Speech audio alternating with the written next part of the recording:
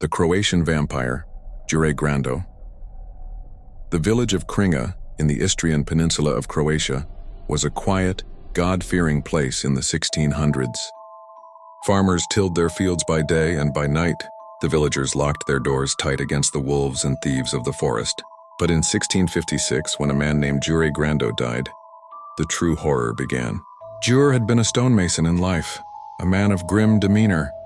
He was buried with prayers and holy rites, yet whispers swirled even then. Some claimed he had consorted with dark forces, that his eyes never truly closed when the coffin lid shut. Weeks after his burial, strange things began to happen. Villagers awoke to soft, deliberate knocks upon their doors in the dead of night. No voice accompanied the sound, only silence. Those who dared to answer found no one there. Yet within days they fell mysteriously ill and died. For years the pattern continued.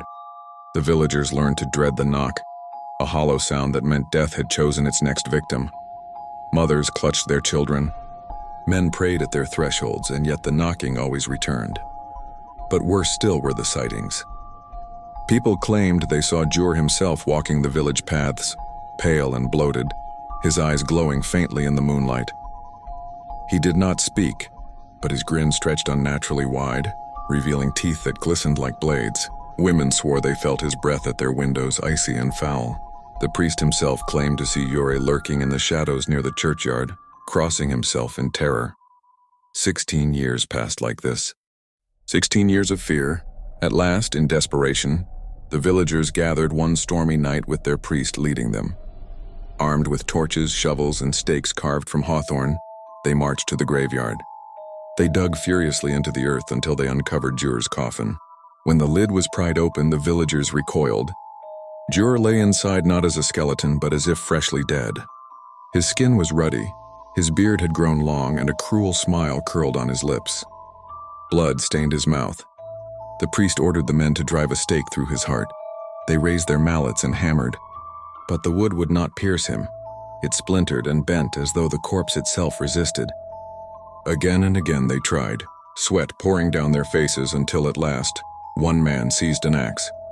With a cry to God, he brought the blade down. The head of Jure Grando rolled from his body, and in that instant a shriek unlike anything human split the night. The corpse convulsed once, then lay still. The air grew calm, and the oppressive weight that had hung over Kringa for years lifted. From that night on, no knock was ever heard again. Even now in Istria they whisper of Jure Grando, the first vampire recorded in history.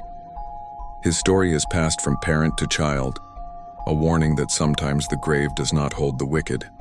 And should you hear a knock at your door in the stillness of night, you may pray it is only the wind, and not the grin of Jure Grando waiting just beyond.